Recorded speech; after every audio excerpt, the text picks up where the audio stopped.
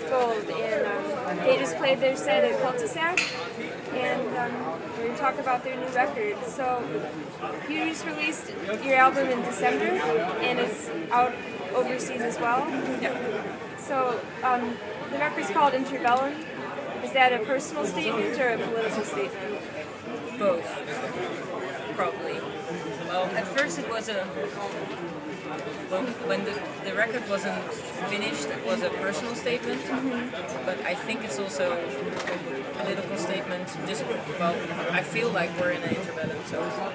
Yeah, but we chose the title after writing all the songs, and we were like looking at this overall theme that would fit all of the songs, and then we found that definitely personally, but also like more as a political statement, that fit perfectly. And yeah, it's like about a person, like Milena, like a person being stuck between different moods, different vibes, trying to find a way in your life, and also like the spirit that we're living in, at least in Western civilization, or what you would call it. It's so strange. It's like everything can happen, and for the good or for the worse, you really don't know.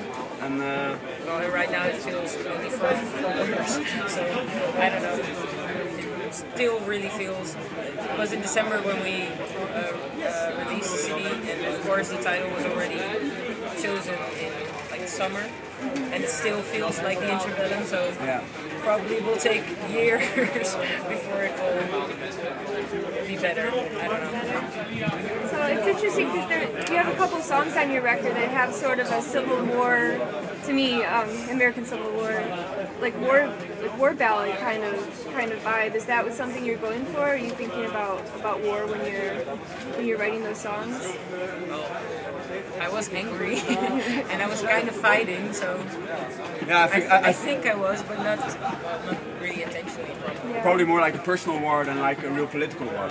But yeah, I think that's definitely one of the main themes on the album. Yeah. Well, it was an interesting match because you don't really hear those types of vocals with like an intense hard rock kind of background. I thought that was really cool. So we were talking a little bit before the video about how there's increased female presence at Roadburn this year, and people are really starting to recognize that women are a major factor in the hard rock community. Can you tell a little bit about, since you started, how you've seen perceptions change, if at all? Well, for you too, because Thomas was in The Devil's Blood, which also had a very powerful female. Yeah, for me it doesn't really feel like, well, of course it is changing, but it doesn't really feel like...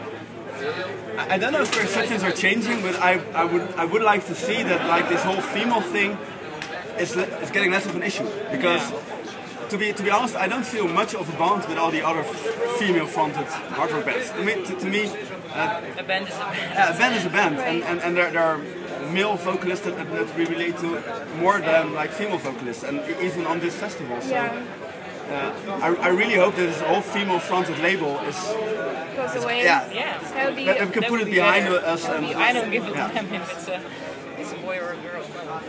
Yeah, it's. I think it's something of the zeros, and I hope that in the tens that we can just all be people, and hard rock is hard rock, and metal is metal, and so let's talk a little bit about. I know your songs also, going back to your lyrics, have a very storytelling kind of vibe. But then there's sort of a mystery to it also. When you're writing lyrics, do you tend to go from a narrative sort of place, or do you intend to write a narrative type of lyric, or?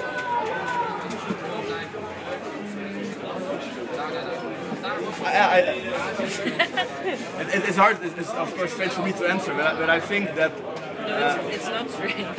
It's just because you can see it maybe better than me. I think it's gone very natural with the way Milena writes. It has almost like this